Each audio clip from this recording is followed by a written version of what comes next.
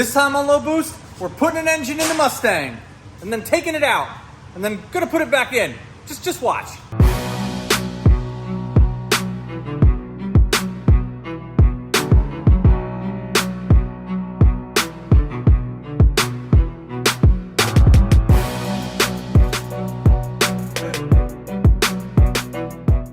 All right, so we're doing a little dress up on the engine before we put it in.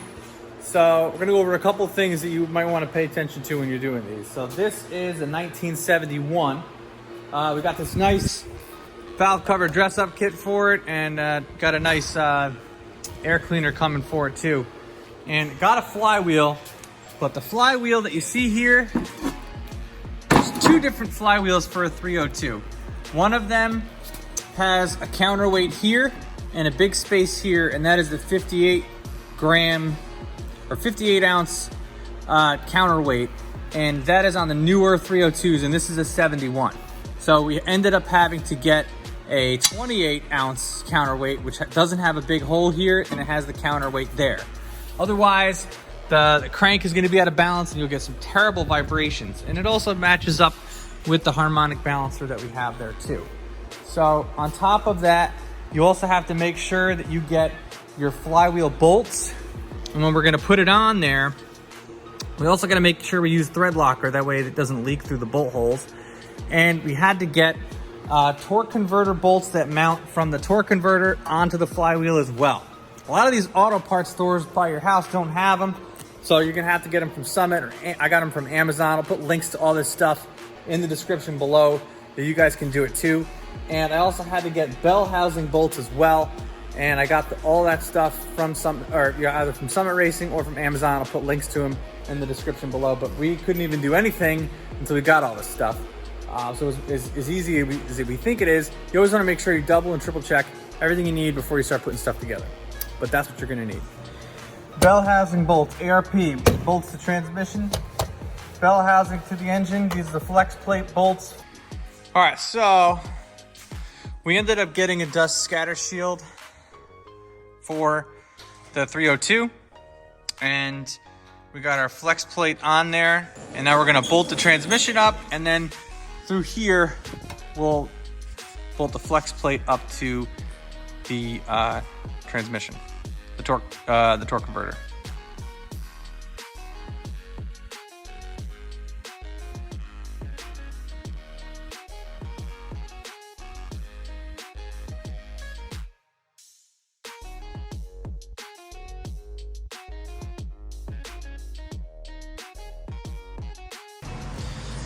All right, so bell housing is on. These are 35 foot-pounds, 30 foot-pounds, 33 foot-pounds. But we haven't put on the flywheel bolts yet, so we're gonna do that next.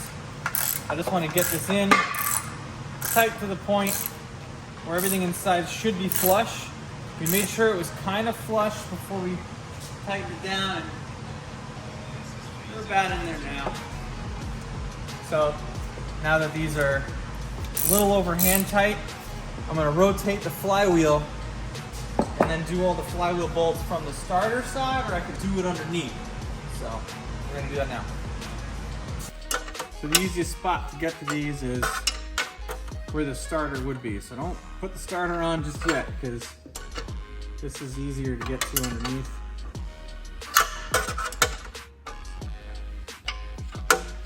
Go ahead and turn it. Keep going. One more. There.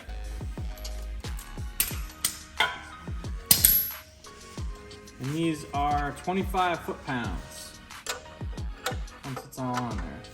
All right, so let's get the alternator out of the way. We have the motor mounts in place to drop it in, so we're gonna try to go straight in from the top with the hood off. Everything is now on. We'll at least try to get the motor mount bolts in. I have to get a transmission mount if I haven't already gotten it. And maybe we can fabricate one. Not sure, but this is, like we said, this is a Ford 302. with the AOD. So this is basically like a Fox body Mustang setup here. Going in a 66.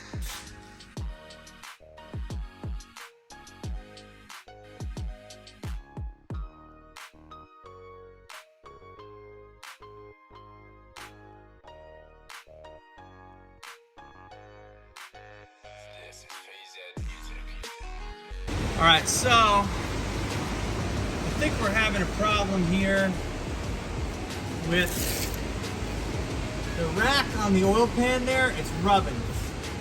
This is out of a truck, so I'm a little worried we have the wrong oil pan. We're going to confirm. This is out of a 1970 Ford Bronco, so maybe this oil pan, maybe we need a front sump oil pan. I'm going to confirm, but we're going to stop here for the night. All right, so we pulled the engine out. We're draining the oil out. I still have it on the hoist, just using a transmission jack there. We're just gonna drop the oil pan as it sits, clean it off with some brake cleaner and put the new gasket on. You know, I'm not taking it off the hoist for sure, but see how this goes. Right in on the gasket.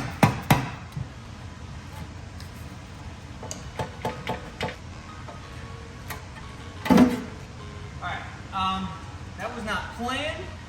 That's pretty cool. It dropped right on top of the jacks and it's balancing there, which is pretty neat. So once we lift it up, it should pull out. That's what she said.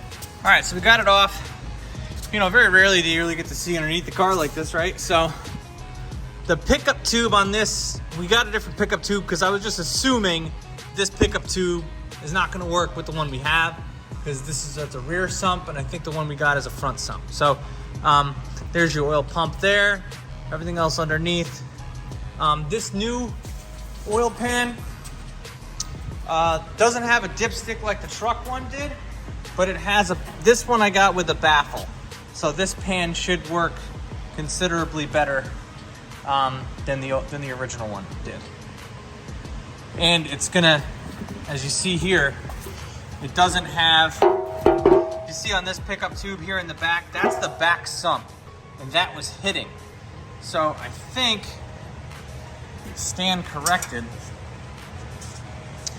that it's gonna sit like that. It doesn't have the hump over the back. So this is gonna, well, obviously this is a Mustang one, this one is not. So if you're wondering, the Bronco oil pan won't work in a 66 Mustang. If you're new to the channel, we've been working on this Mustang for a while. We have a full build series on this Mustang. It used to be a 6-cylinder, so if you're interested in doing a 6-cylinder to a V8 conversion, this series is just for you.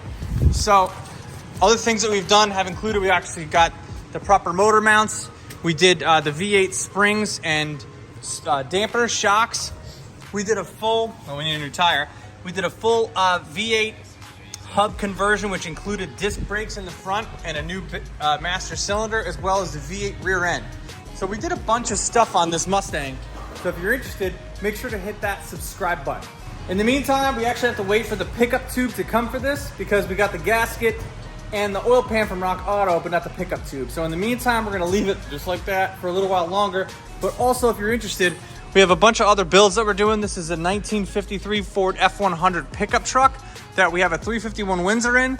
This is getting a full FITAC EFI system, which is gonna be great. We're showcasing that whole thing there. Other things that we have here, this is my C5 Corvette.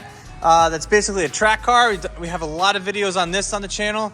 And my dad just picked up this 1967 Chevelle Malibu. It's got a 350 in it with a 4-speed. We'll have some more videos on that as well. So if you're interested, make sure to hit that subscribe button. Again, thank you guys very much for watching. I'll catch you in the next one.